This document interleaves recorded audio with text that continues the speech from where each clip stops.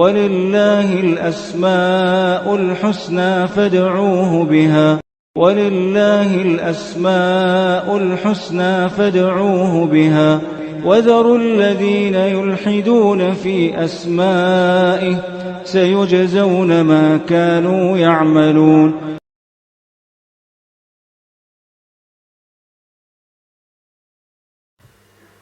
بسم اللہ الرحمن الرحیم. الحمدللہ رب العالمین وبہ نستعین وصلی اللہ وسلم علی سید الانبیاء والمرسلین وعلی آلہ واصحابہ اجمعین ومن تبعہم باحسان الی یوم الدین. اما بعد. اللہ سبحانہ وتعالیٰ کی صفات علیہ میں سے ایک اہم صفت سے متعلق آج معلوم کریں گے. اللہ رب العالمین کے لیے القرب، التقرب، الدنو، یہ سب الفاظ آئے ہیں. اس کے معنی آتے ہیں اللہ سبحانہ وتعالیٰ کا بندوں کے قریب ہونا، اللہ رب العالمین کا اپنی مخلوقات میں سے کسی کے قریب ہونا، بندے کے قریب ہونا. پچھلے کافی دنوں سے اللہ تعالیٰ کے اسماء و صفات پر دروس ہو رہے ہیں. یہ بارہا یہ بات سمجھائی جا چکی ہے کہ اللہ سبحانہ وتعالیٰ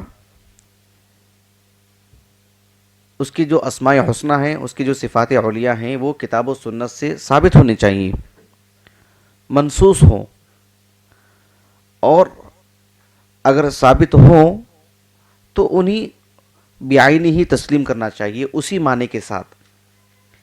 اس میں کسی طرح کی تعویل نہیں کرنا چاہیے.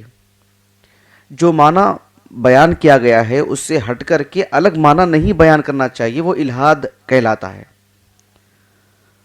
اللہ رب العالمین کی صفات کا نہ انکار کرنا چاہیے کلی طور پر، نہ تعویل کرنی چاہیے، اور نہ ہی اللہ تعالیٰ کے لیے جب کوئی اسم یا کوئی صفت بیان کی جاتی ہے اور مخلوق کے لیے بھی وہی صفت بیان کی جاتی ہے تو اس غلط فہمی کا بھی شکار نہیں ہو جانا چاہیے کہ اس میں تشبیہ اور اس میں تشابہ ہے. خالق اور مخلوق دونوں کے لیے ایک ہی لفظ کیسے؟ اس طرح کی غلط فہمی کا شکار نہیں ہونا چاہیے. ایک ہی کلمہ ہو سکتا ہے، ایک ہی صفت ہو سکتی ہے، خالق کے لیے بھی مخلوق کے لیے بھی. تو دونوں کے لیے اللہ رب العالمین کے لیے اس کے لائق معنی لیا جائے گا، اور مخلوق کے لیے، بندوں کے لیے کس طرح کا معنی لیا جائے گا ان کے بقدر. جس طرح سے ایک مخلوق، ایک انسان کے اندر ایک صفت ہوتی ہے، دوسرے انسان میں بھی وہ صفت ہوتی ہے، ہو بہو وہی چیز نہیں ہوتی ہے، کافی تفاوت ہوتا ہے، اونچ نیچ ہوتی ہے. تو پھر اللہ رب العالمین جو کہ خالق ہے اور اس نے پیدا کیا، اس نے عطا کی ہے وہ چیز. اللہ سبحانہ وتعالیٰ سنتا ہے، بندوں کو بھی سننے کی طاقت دی، جانوروں کو بھی سننے کی طاقت دی. سبحان اللہ، یہ کیسے تشابہ لازم آئے گا، کیسے یکسانیت لازم آئے گی؟ تو یہ ایک غلط فہمی ہے، اس کو دور کرنا چاہیے. تو اللہ رب العالمین کے لیے جب ہم التقرب، القرب پڑھتے ہیں تو یہ اسی قاعدے کی روشنی میں کہ اللہ سبحانہ وتعالیٰ اپنے بندوں میں سے کسی پر قریب ہوتا ہے، کسی خاص حالت میں قریب ہوتا ہے. کما یلیق لشأنہ، اللہ رب العالمین کی شان کے مطابق. ایک غلط فہمی جو لوگوں میں ہے، بلکہ میں ایک ہوں آپ سے کہ میں عامۃ الناس کی بات نہیں کر رہا ہوں، عام جو لوگ ہوتے ہیں، میں جبہ و دستار پہنے ہوئے لوگوں کی بات کر رہا ہوں، جو مسندیں سنبھال رہے ہیں، میں ان کی بات کر رہا ہوں. اللہ نیک توفیق دے، اللہ صحیح سمجھ دے. یہ خود اس غلط فہمی کے شکار ہیں، اور کتابوں میں، عام تحریریں، دروس میں، حدیث کی شروحات میں، تفاسیر میں یہ سب نقطہ بیان کرتے رہتے ہیں کہ اللہ سبحانہ وتعالی کے لیے کسی ایک مکان کو اس کے لیے خاص نہیں کرنا چاہیے کہ جس طرح سے مخلوق کے لیے کرتے ہیں. جیسے میں یہاں بیٹھا ہوا ہوں، میں وہاں نہیں ہوں، تو یہ کہتے ہیں کہ اللہ سبحانہ وتعالیٰ کو کسی ایک جگہ سے خاص مت کرو، عرش پر مستوی ہے ایسے خاص مت کرو. نعوذ باللہ. یہ ہمارے خواہشات نہیں ہیں، ہمارا شوق اور ہمارا علم نہیں ہے. نہ ہی ہمارے تجربات سے متعلق یہ بات ہے، نہ ہمارے اجتہاد سے متعلق یہ بات ہے. اللہ سبحانہ و تعالیٰ کو ہم عرش پر جو مستوی مانتے ہیں وہ اللہ کے کہنے کی وجہ سے. آج کے موضوع سے متعلق اللہ سبحانہ و تعالیٰ کے لیے ہم عرش پر مستوی ہونا اور آج کا جو موضوع ہے اس میں جو تطابق ہے،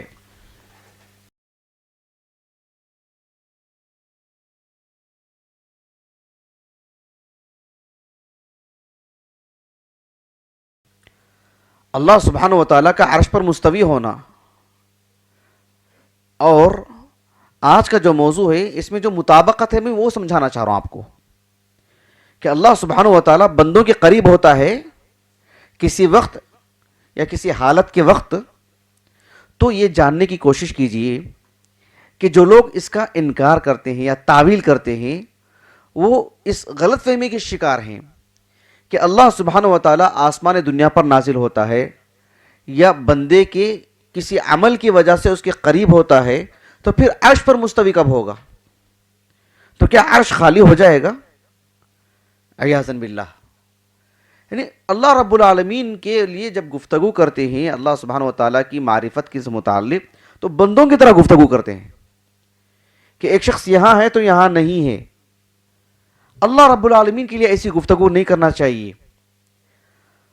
اللہ سبحانہ و تعالیٰ عرش پر مستوی ہیں ہاں. اللہ سبحانہ و تعالیٰ سے اوپر کوئی چیز نہیں ہے. اپنے پوری مخلوقات پر اللہ رب العالمین کو فوقیت حاصل ہے، رتبہ، مقام، مرتبے کے اعتبار سے بھی، ذات کے اعتبار سے بھی. وَهُوَ الْقَاهِرُ فَوْقَ عِبَادِهِ. اللہ سبحانہ و تعالیٰ اپنے پورے مخلوقات سے اوپر ہے، عرش پر مستوی ہے. اور اللہ سبحانہ و تعالیٰ کسی بندے کی کسی عمل کی وجہ سے قریب ہوتا ہے، کسی دن قریب ہوتا ہے، کسی وقت کے لیے قریب ہوتا ہے، عرش پر مستوی ہے ہاں. ہم ان تکلفات کے مکلف نہیں ہیں. ہم بس جیسے نصوص ہیں ہم ویسی ہی گفتگو کریں گے. جس نص سے، جس حدیث سے، جس آیت سے جو بات ہمیں ملتی ہے بس ہم اسے یوں ہی لینے کے مکلف ہیں. تو آج کا جو موضوع ہے کہ اللہ سبحانہ و تعالیٰ بندوں کے قریب ہے، اس تکلف کی قطعاً ضرورت نہیں ہے کہ صرف علم کی بنیاد پر ہی قریب ہے. اللہ سبحانہ و تعالیٰ ذات کے اعتبار سے بھی قریب ہو سکتا ہے. عرش پر مستوی ہے ہاں، بعین ہی اسی وقت عرش پر مستوی ہے. کما یلیق لشأنہ، وہ ہمارا خالق ہے. اللہ سبحانہ و تعالیٰ جو جس طرح کی خبر اپنے تعلق سے ہمیں دے ہم بس لینے کے مکلف ہیں. فلا تضربوا للہ الامثال. اللہ کے لیے اس طرح کی مثالیں، قیاس آرائی نہیں کرنی چاہیے. مخلوق کی طرح رہ کر کے نہیں سوچنا چاہیے. وہ ہمارا خالق ہے. وَلِلَّهِ الْمَثَلُ الْأَعْلَى. اللہ کی صفت تو بہت ہی بلند و بالا ہے. تو اللہ رب العالمین کی ایک صفت ہے القرب، ایک صفت یعنی وہی التقرب، قریب آ جانا. الدنو اس کی معنی بھی قریبے کے آتے ہیں. البتہ اس کا اسم جو ہے القریب ہے، اللہ کے اسماء حسنہ میں سے ہے. جیسے الرحمن ہے، العزیز ہے، القوی ہے، ویسے ہی القریب اللہ تعالیٰ کے اسماء حسنہ میں سے ہے. اس نام کے ساتھ تعبد اور عبدیت ہو سکتی ہے کہ عبد القریب، وہ اللہ کے اسماء حسنہ میں سے ہے، ثابت شدہ ہے. اور یہ اہل السنہ کے ہاں ایک متفقہ معاملہ ہے. تو چلیے میں اصل مسئلے کو آپ کو میں دلائل کی روشنی میں سمجھاؤں گا انشاءاللہ. قرآن مجید میں اللہ رب العالمین نے سورۃ البقرہ میں بیان فرمایا وَإِذَا سَأَلَكَ عِبَادِي عَنِّي فَإِنِّي قَرِيبٌ أُجِيبُ دَعْوَةَ الدَّاعِ إِذَا دَعَانِ. اللہ رب العالمین نے فرمایا کہ اللہ کے رسول سے صلی اللہ علیہ وسلم جب آپ سے سوال کریں، میرے بندے جب آپ سے سوال کریں تو آپ میرے تعلق سے یہ بتلا دیجئے کہ میں قریب ہوں، میں ان کی دعاؤں کو سنتا ہوں، ان کی پکار کو سنتا ہوں، میں اس کا جواب دیتا ہوں. فإنی قریب، اللہ رب العالمین قریب ہے. یعنی بندے کے کسی عمل سے بندے کے مخصوص اعمال کی بنیاد پر اللہ رب العالمین کی اسے قربت بھی نصیب ہوتی ہے. یہ قربت اس اعتبار سے بھی ہے کہ اللہ رب العالمین کے ہاں اس کا مقام بڑھ جاتا ہے, اللہ سبحانہ و تعالیٰ کے ہاں اس کی حیثیت جو ہے بڑھ جاتی ہے. اللہ رب العالمین ذات کے اعتبار سے بھی اس سے قریب ہے. اللہ سبحانہ و تعالیٰ عرش پر مستوی ہے, ہاں عرش پر مستوی ہے اسی وقت, اس میں کوئی تضاد نہیں ہے. اللہ رب العالمین اپنے تعلق سے جو خبر دے ہم بس ماننے کے مکلف ہیں. ہم اپنے تئیں اپنی جانب سے کسی طرح کی تعویل کی ہمیں ہمارے لیے گنجائش نہیں ہے. یہ کل کی کل آیتیں, یہ کل کی کل احادیث اللہ کے رسول کو دی گئی صلی اللہ علیہ وسلم. آپ پر اس کا نزول ہوا, آپ نے پڑھ کر کے سنایا. صحابہ میں سے کسی کو ایسی پریشانی نہیں تھی, سب کی عربی زبان مادری زبان تھی, سب مزاج نبوت سے واقف تھے. ایسا معاملہ کبھی کسی کے لیے نہیں ہوا. تابعین میں سے بھی جو لوگ صحابہ کی صحبت میں رہتے ہوئے پڑھے ہیں, ان سے دین لیے ہیں, ان کو کبھی ایسا معاملہ نہیں رہا ہے. تابعین اگر عمومی معنی میں لیں, جنہوں نے ایمان کی حالت میں تابعی کو صحابی کو دیکھے, اس اگر نقطہ نظر سے بات کریں تو پھر یہاں وہاں کے بصرہ کے لوگ, کچھ عجمی لوگوں میں اس طرح کا جو مطلب رجحان پیدا ہوا جو عجمیت ہے, جسے اسلام سے کوئی لینا دینا نہیں. میں عربیت اور عجمیت کی بات نہیں کر رہا ہوں, یہ عجم جو اسلام قبول کرتے رہے ان میں یہ مرض پیدا ہوا. میں نے پرانے درس میں سب بات رکھی ہے آپ کے سامنے. تو بہرحال دیکھیں, انبیاء علیہ السلام میں اللہ کے ایک نبی ہیں صالح علیہ السلام. اللہ تعالیٰ نے ان کے تعلق سے بیان فرمایا قرآن مجید میں سورۃ ہود میں, وَإِلَىٰ ثَمُودَ أَخَاهُمْ صَالِحًا قَالَ يَا قَوْمِ اعْبُدُوا اللَّهَ مَا لَكُم مِّنْ إِلَٰهٍ غَيْرُهُ هُوَ أَنشَأَكُم مِّنَ الْأَرْضِ وَاسْتَعْمَرَكُم فِيهَا فَاسْتَغْفِرُوهُ ثُمَّ تُوبُوا إِلَيْهِ إِنَّ رَبِّي قَرِيبٌ مُجِيبٌ. اللہ تعالیٰ نے کہا کہ ثمود جو قوم ہیں انہی میں سے صالح علیہ السلام اللہ کے نبی منتخب کیے گئے. صالح علیہ السلام نے اپنی قوم کے لوگوں سے کہا کہ تم اللہ کی عبادت کرو, تمہارے لیے اللہ کے علاوہ کوئی اور معبود نہیں ہے. اس نے زمین میں تمہیں پروان چڑھایا, تم کو پیدا کیا, تمہیں آباد کیا. وَاسْتَعْمَرَكُمْ فِيهَا, اللہ سبحانہ و تعالیٰ کے حضور توبہ کرو, استغفار کرو. میرا رب قریب ہے, مجیب ہے, یعنی وہ دور نہیں ہے, قریب ہے. اللہ سبحانہ و تعالیٰ سے استغفار کریں وہ قبول کرے گا, واسطوں کی ضرورت نہیں. اللہ سبحانہ و تعالیٰ مجیب ہے, ہماری دعاؤں کو قبول کرتا ہے, قریب ہے رب العالمین. اللہ کے رسول علیہ السلام کی ایک حدیث میں آپ کو سناتا ہوں. دیکھیے, جب آپ علیہ السلام خیبر سے واپس آ رہے تھے 7 ہجری کو, یہ صحیحین کی حدیث ہے, صحیح بخاری صحیح مسلم کی. ابو موسیٰ الاشعری رضی اللہ عنہ کہتے ہیں کہ اللہ کے رسول صلی اللہ علیہ وسلم جب خیبر سے واپس آ رہے تھے تو فاتح ہو کر آ رہے تھے, تو کچھ صحابہ بلند آواز سے نعرہ تکبیر پڑھ رہے تھے, اللہ اکبر, یا اللہ کا نام لے رہے تھے بلند آواز سے. اللہ کے رسول صلی اللہ علیہ وسلم نے کہا, ایھا الناس اربعوا علی انفسکم انکم لیس تدعون اصم ولا غائبا انکم تدعون سمیعا قریبا وہو معکم. اللہ کے رسول علیہ السلام نے بلند آواز سے اللہ سبحانہ و تعالیٰ کی تکبیر پڑھنے سے منع فرمایا. آپ علیہ السلام نے کہا کہ تم کسی بہرے کو آواز نہیں دے رہے ہو, جسے سننے کی طاقت نہیں ہے, تم اس کو نہیں پکار رہے ہو, تم اس کو پکار رہے ہو جو کہ سمیع ہے, سنتا ہے.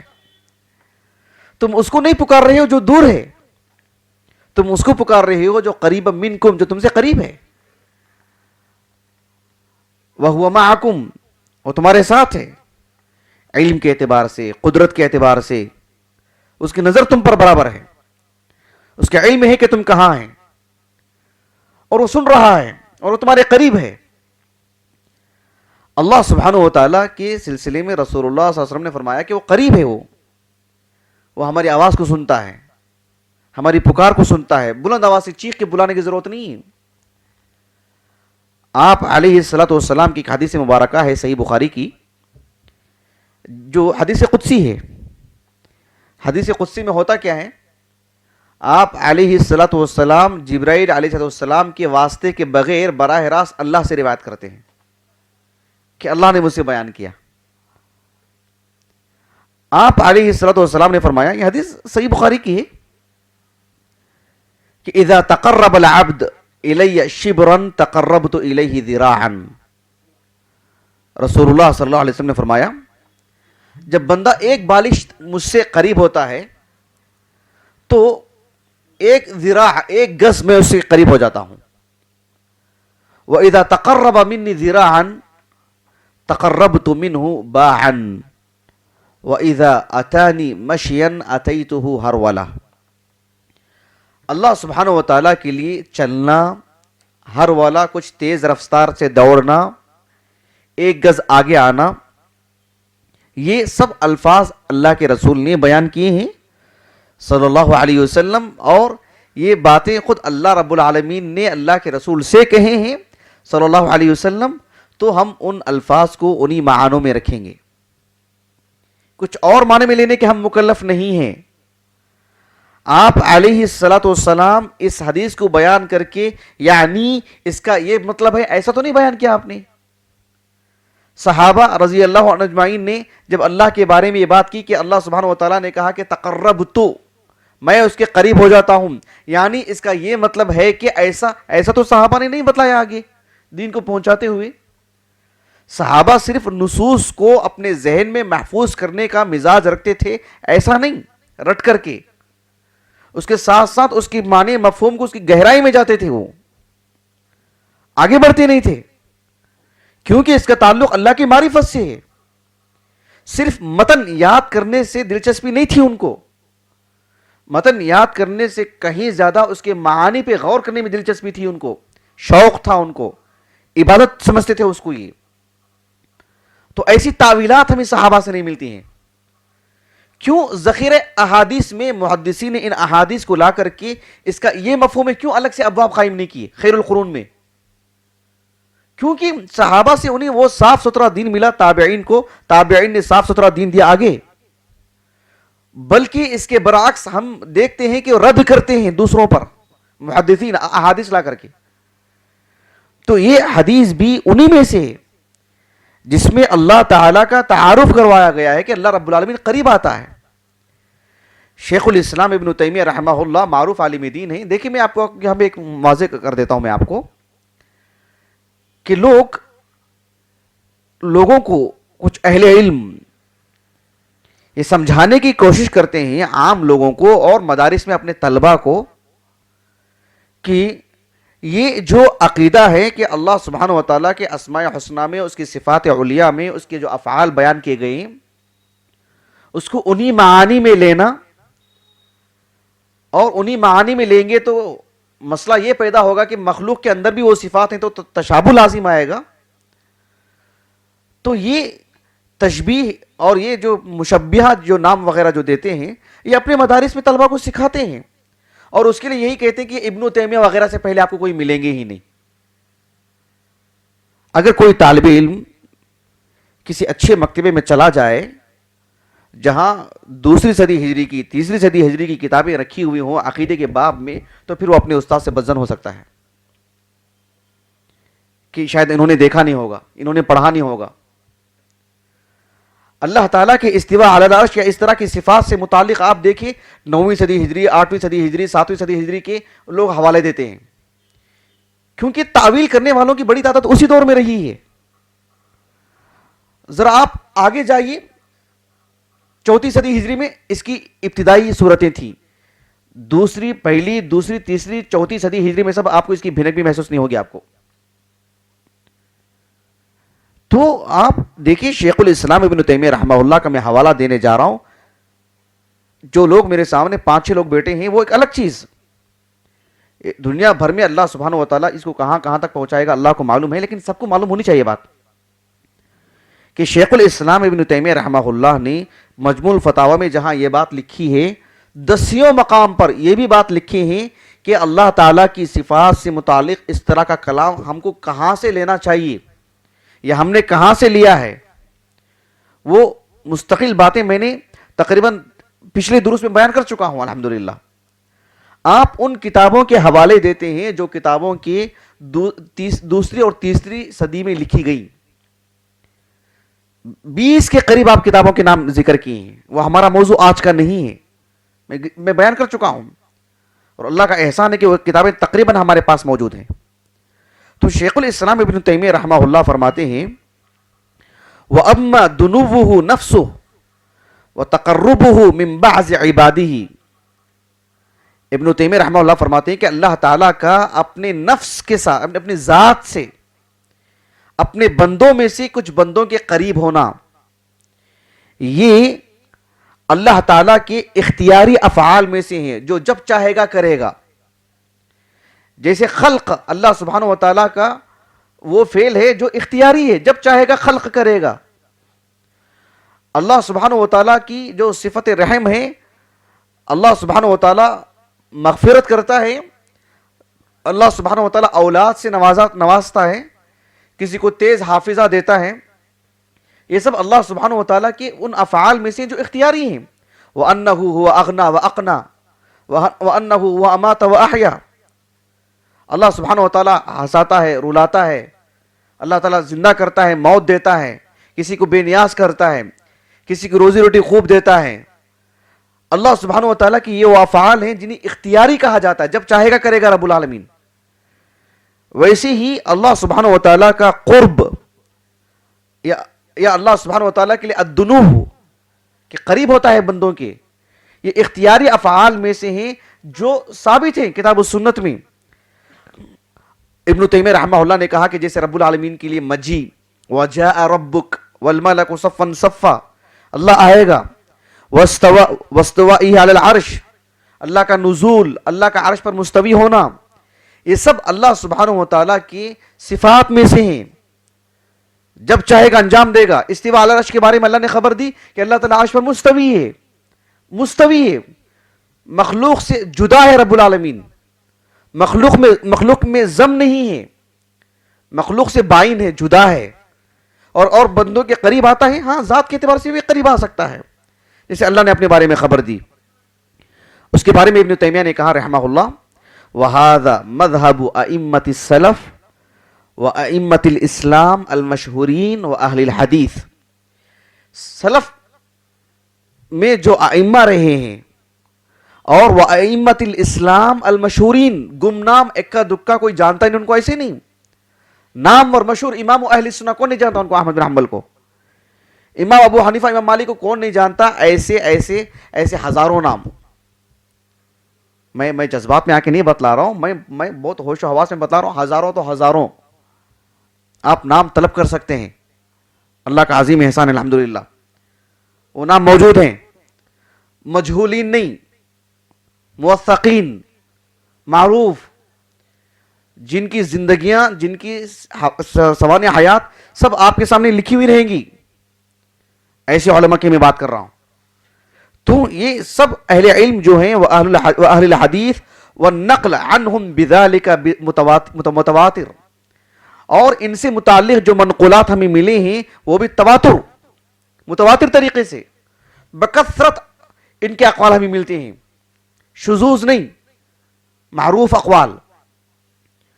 تو یہ جو عقیدہ ہے مسلم ہے، اللہ سبحانہ و تعالیٰ عرش پر مستوی ہے، ہاں ہے،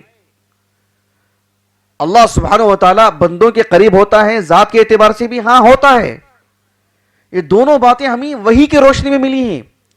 پریشانی کس بات کی ہم لوگوں کو؟ قطعاً اس میں کوئی تضاد نہیں ہے۔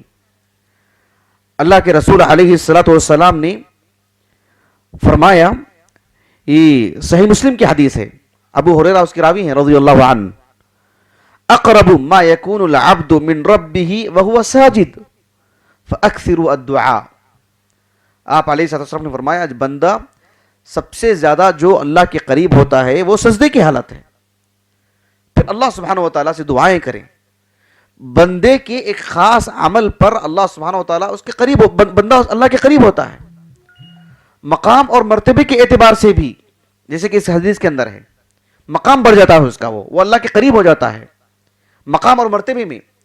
کبھی مسافت کے اعتبار سے بھی، مسافت جو ہوتی ہے اس اعتبار سے بھی وہ اللہ سبحانہ و تعالیٰ کے قریب ہو جاتا ہے. بندہ اللہ کے قریب ہوتا ہے، اللہ بندے کے قریب ہوتا ہے. یہ اس کی تعویل، اس کی تفسیر کیا ہے وہ ہمیں نہیں بتلائی گئی ہے، ہم اس کے مکلف بھی نہیں ہیں. اسی لیے یہ وہ باتیں ہیں جو مسلم ہیں. اللہ سبحانہ و تعالیٰ کا نزول، کہ اللہ تعالیٰ رات کے آخری حصے میں آسمان دنیا پر نزول فرماتا ہے عرش پر مستوی ہوتے ہوئے.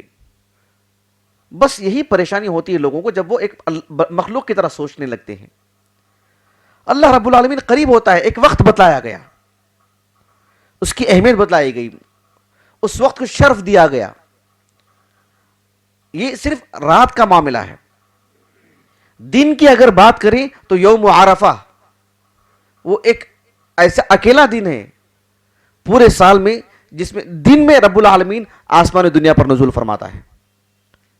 صحیح حدیث ہے، معروف حدیث، کہ اللہ سبحانہ و تعالیٰ یوم عرفہ میں اتنی بکثرت مطلب لوگوں کو بخش دیتا ہے، کسی اور دن نہیں. اور اللہ رب العالمین قریب ہوتا ہے فرشتوں پر ایک فخری انداز میں کہتا ہے رب العالمین کہ کیا چاہتے ہیں یہ لوگ. تو اللہ سبحانہ و تعالیٰ آسمان دنیا پر دن میں بھی نزول فرماتا ہے یوم عرفہ میں. تو ہمیں ایک تو یہ باتیں شریعت سے ملتی ہیں ہو بہو، ہمیں لینا چاہیے ایک بات. دوسری بات یہ ہے کہ یہ باتیں لینے سے ہمیں اللہ سبحانہ و تعالیٰ کا تعارف ہوتا ہے. تیسری بات یہ معلوم ہوتی ہے کہ اللہ سبحانہ و تعالیٰ کی قربت کے اسباب کیا ہیں، کس انداز میں اللہ سے قریب ہو سکتے ہیں. آغاز وحی کے طور پر اللہ کے رسول علیہ الصلوۃ والسلام پر جو سورۃ العلق نازل ہوئی، اس سورے کے اختتام پر اللہ رب العالمین نے فرمایا کلا لا تطیعہ واسجد واقترب، یعنی سجدہ کرو اور اللہ کے قریب ہو جاؤ. تو اللہ سبحانہ و تعالیٰ نے قریب ہونے کی دعوت دی، قریب ہونے کی اللہ نے دعوت دی. بندے کو اللہ کے قریب ہونا چاہیے. ایک نکتہ بیان کیا جاتا ہے، کس نے بیان کیا یہ میرے علم میں نہیں ہے، واٹس ایپ پر جو ہے کبھی اچھی اچھی باتیں گھومتی رہتی ہیں. یہ بھی ایک بڑا عجیب المیہ ہے کہ واٹس ایپ پر جو ہے بڑی اچھی اچھی باتیں آتی ہیں، لیکن سبحان اللہ یعنی کبھی کبھار تواضع کسی خیانت کا سبب بن جاتا ہے. کسی کا تواضع، کوئی اچھا نکتہ ہوتا ہے، اللہ کسی کو اچھا فہم دیتا ہے، وہ لکھ دیتے ہیں اپنے نام کے بغیر، اور کوئی اس کا فائدہ اٹھا کر کے خیانت کر جاتا ہے، اپنے نام سے آگے بڑھا دیتا ہے. اس طرح کی باتیں بھی گردش کرنے لگتی ہیں. تو ایک نکتہ بہت ہی گردش کر رہا تھا واٹس ایپ پر کہ قرآن مجید میں جتنی بھی دعائیں ہیں اس میں اللہ تعالیٰ نے جو دعا کرنے کے جو سلیقہ سکھایا ہے، ربنا ربنا یا ربی ربی، اس کے آگے یا حرف و ندا نہیں ہے، یا ربنا یا ربنا یا ربی. اس میں یہ بات بتلائی گئی کہ حرف و ندا یا اس میں پکارا جاتا ہے سامنے والے کو. کہا کہ ان ساری دعاؤں میں آغاز کے طور پر حرف و ندا کیوں نہیں ہے؟ اس لیے نہیں ہے کہ حرف و ندا بعید کے لیے ہے، دور سے پکارنے کے لیے. اللہ سبحانہ و تعالیٰ قریب ہے، کیوں حرف و ندا کو کیا ضرورت ہے؟ حرف ندا کی کیا ضرورت ہے؟ تو یہ بات ہے کہ اللہ سبحانہ و تعالیٰ کے لیے اس کی چیز نہیں ہے. سامنے والے کو سنانا ہو تو پھر جو ہے مطلب اس کو آپ اپیل کریں گے، پکاریں گے اس کو. اللہ سبحانہ و تعالیٰ بندوں کے قریب ہے، اور بندہ جب دعا کرتا ہے تو درمیان میں کوئی حائل، کوئی چیز، فاصلہ نہیں رہتا ہے. اتنا قریب ہے رب العالمین. شیخ بکر بن عبداللہ ابو زید رحمہ اللہ، ان کی کتاب ہے تصحیح الدعاء، فی الحال ہمارے پاس نہیں ہے. اس میں انہوں نے ایک نکتہ یہ بتلایا ہے کہ قرآن مجید میں جب بھی اللہ کے رسول سے سوال کیا گیا صلی اللہ علیہ وسلم روح سے متعلق، انفال سے متعلق، قیامت سے متعلق، مختلف امور سے متعلق. یسألونک عن الاہلہ، ہلال سے متعلق سوال کیا گیا. اللہ نے کہا کہ قل ہی مواقیت للناس، قل یعنی آپ بتلا دیجئے. یسألونک عن الخمر والمیسر، خمر اور میسر، شراب اور جوئے سے متعلق آپ سے پوچھتے ہیں. قل آپ کہہ دیجئے فیہما اثم کبیر.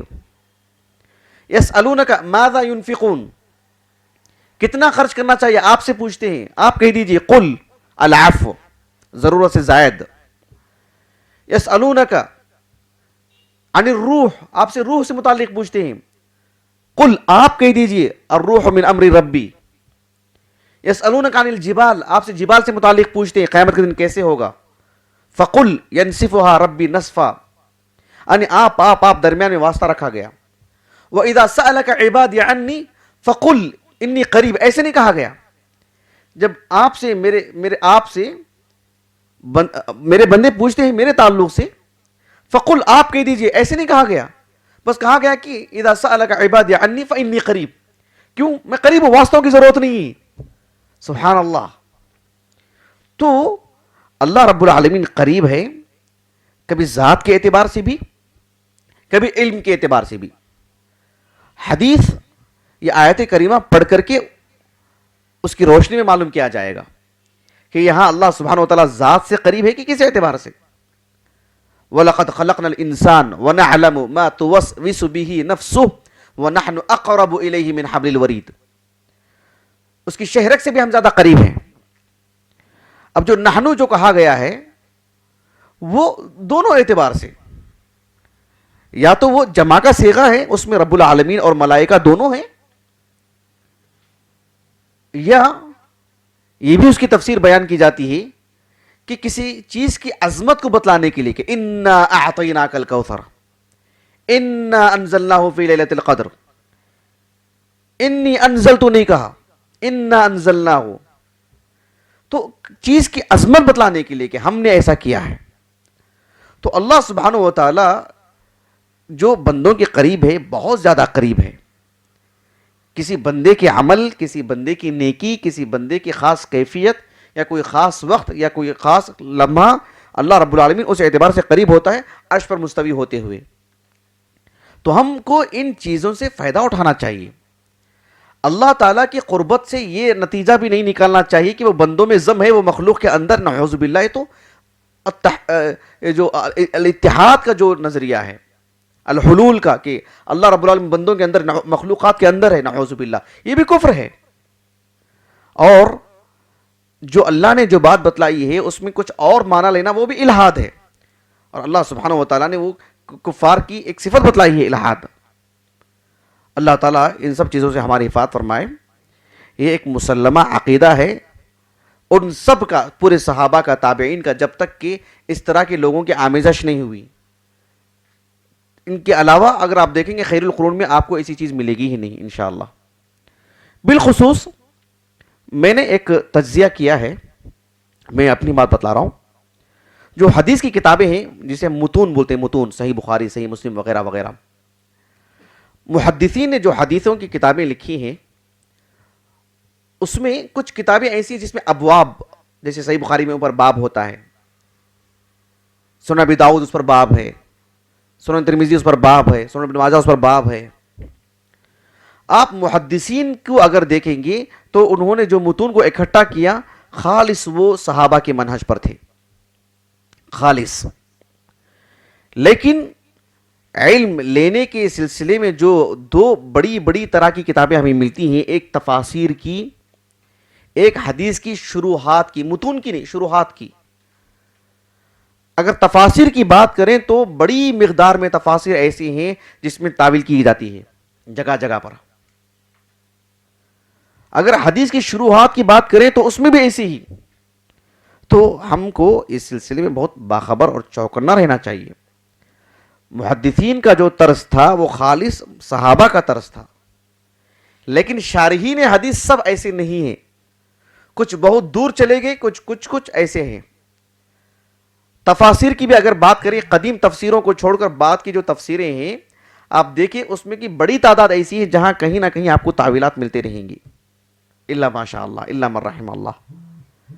میں اپنی بات کو ختم کرتا ہوں. اللہ تعالیٰ سے دعا ہے کہ اللہ تعالیٰ ہمیں اللہ تعالیٰ کی اسماء حسنہ، اس کی صفات علیٰ کو پڑھنے اور اس کے جو تقاضے ہیں اس کو حتی المقدور پورا کرنے اور اس سے عبودیت کو لازم پکڑنے کی توفیق عطا فرمائے. آمین. سبحانک اللہم و بحمدک، اشہد ان لا الہ الا انت، استغفرک و اتوب الیک.